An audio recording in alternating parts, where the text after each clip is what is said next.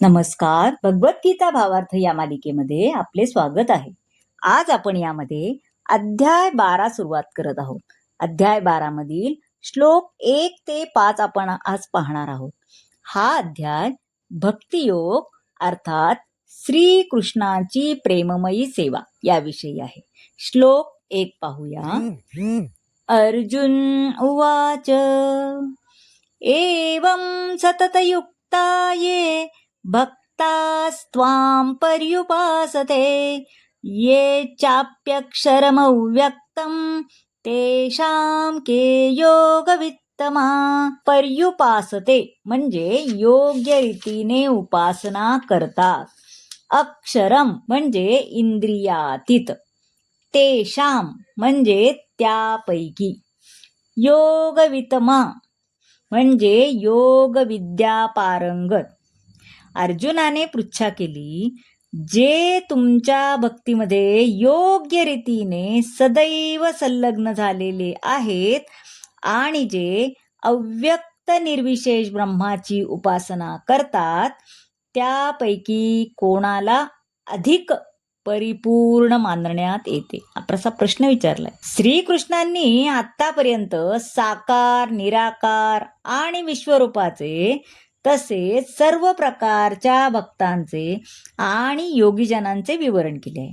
या अध्यायामध्ये परमसत्याच्या साक्षात्कारासाठी असणाऱ्या निरनिराळ्या योग पद्धतीमध्ये भक्तियोग हा सर्वश्रेष्ठ आहे. जर मनुष्याला भगवंताच्या सहवासाची इच्छा असेल तर त्याने भक्तियोगाचे पालन करणे आवश्यक आहे. भक्तीद्वारे भगवंताची प्रत्यक्ष सेवा करणाऱ्यांना सविशेषवादी असे म्हटले जाते आणि जे निर्विशेष ब्रह्मावर ध्यान करतात त्यांना निर्विशेषवादी असे म्हणतात. या दोन्हीपैकी कोणती स्थिती उत्तम आहे हे अर्जुन ह्या श्लोकात विचारत आहे.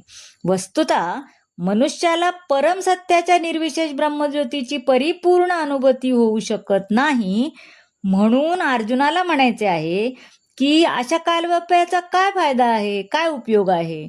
11व्या अध्यायात अर्जुनाला अनुभव आलाय की श्रीकृष्णाच्या साकार रूपामध्ये अनुरुक्त होणे ही सर्वोत्तम गोष्ट आहे, कारण त्यामुळे तो इतर सर्व रूपे जाणू शकतो आणि त्याच वेळी त्याच्या श्रीकृष्णावरील प्रेमात कोणत्याही प्रकारचा व्यत्यय पण नव्हता येत. अर्जुनाने या श्लोकात श्रीकृष्णांना विचारलेल्या प्रश्नामुळे परमसत्याच्या साकार आणि निराकार या रूपातील फरक स्पष्ट होईल.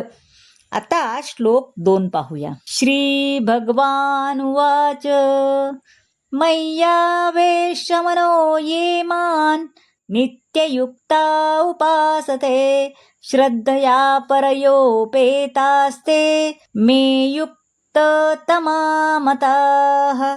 आवेश म्हणजे स्वीकार करून, स्थिर करून. आवेश म्हणजे स्थिर करून. श्रद्धया म्हणजे श्रद्धेने. श्री भगवान म्हणाले, जे आपले मन माझ्या साकार रूपावर स्थित करतात आणि दृढ दिव्य श्रद्धेने माझी सतत उपासना करण्यामध्ये संलग्न झालेले असतात ते माझ्या मते सर्वोत्तम आहेत. आता अर्जुनाच्या प्रश्नाला उत्तर म्हणून श्रीकृष्ण स्पष्ट सांगतात की जो साकार रूपावर आपले मन केंद्रित करतो आणि श्रद्धा व भक्तीमध्ये मला भक्तिभावाने भजतो तोच योगामधील परमपुरुष होय. कारण शुद्ध भक्त निरंतर सेवेमध्ये संलग्न असतो, कारण तो सतत श्रीकृष्णासाठी काही ना काही करत असतो. जप करतो, पूजा करतो, प्रसाद करतो आणि तो जे काही करतो ते सर्व भगवंताप्रित्यर्थच करतो आणि असे कर्म म्हणजे समाधिस्थ कर्म होय. आता श्लोक 3 आणि 4 पाहूया. ये त्वक्षरम निर्देशम व्यक्तं पर्युपासते सर्वत्र गमचिन्त्यञ्च कूटस्थमचलं ध्रुवं सन्नियमेन्द्रियं ग्रामं सर्वत्र समबुद्धयाः ते प्राप्नुवन्ति मामेव सर्वभूतहिते रताः. अक्षरम म्हणजे इंद्रियातीत, अनिर्देशम म्हणजे अमर्याद, पर्युपासते म्हणजे उपासना करण्यामध्ये संलग्न, प्राप्नुवन्ति म्हणजे प्राप्त करता. परंतु जे सर्व इंद्रियांचे संयमन करून आणि सर्वांच्या ठाई समबुद्धी ठेवून अव्यक्त इंद्रियातीत, सर्वव्यापी, अचिंत्य, अविकारी, स्थिर आणि अचल अशा परमसत्याच्या निर्विशेष रूपाची उपासना करतात, ते सर्वांच्या हितार्थ संलग्न होऊन शेवटी माझीच प्राप्ती करतात. आता जे प्रत्यक्षपणे भगवान श्रीकृष्णाची उपासना करत नाहीत, परंतु अप्रत्यक्ष पद्धतीने त्याच उद्दिष्टाच्या प्राप्तीकरता प्रयत्न करतात, त्यांना सुद्धा शेवटी कृष्ण प्राप्ती होते. अनेकानेक जन्मानंतर ज्ञानी मनुष्य वासुदेव हेच सर्व काही आहेत हे जाणून माझा आश्रय घेतो. या श्लोकामध्ये सांगितल्याप्रमाणे जर मनुष्याला भगवत प्राप्ती करायची असेल तर त्याने इंद्रिय संयमन करणे, प्रत्येकाची सेवा करणे, अर्थात भगवान श्रीकृष्णांना शरण जाणे आवश्यक आहे. अन्यथा परिपूर्ण अनुभूती होऊ शकत नाही.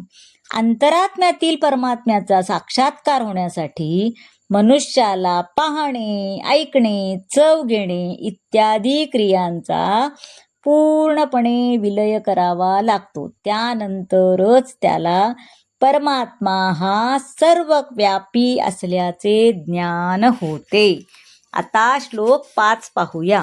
क्लेशोऽधिकतरस्तेषां व्यक्तासक्तचेतसाम् अव्यक्ता हि गतिर्दुःख देहवद्भिरवाप्यते. चेतसाम म्हणजे ज्याचे मन, देहवद्भी म्हणजे देहधाऱ्यांना, अव्याप्यते म्हणजे प्राप्त होते. ज्यांचे मन परमसत्याच्या अव्यक्त निर्विशेष रूपामध्ये आसक्त झालेले आहे त्यांना प्रगती करणे अतिशय क्लेशदायक आहे. त्या मार्गात प्रगती करणे हे देहधारी जीवांसाठी नेहमीच अतिशय दुष्कर असते. आता इथे ज्ञानयोगी आणि भक्तियोगी यांच्यातला भेद स्पष्ट करण्यात आला.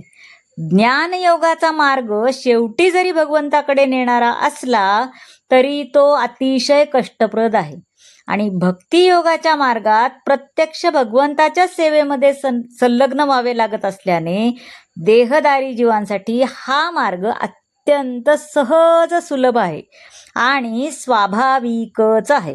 तर भक्तियोगाच्या मार्गात प्रत्यक्ष भगवंताच्या सेवेमध्ये संलग्न व्हावे लागत असल्याने देहधारी जीवांसाठी हा मार्ग अत्यंत सहज, सुलभ आणि स्वाभाविक आहे.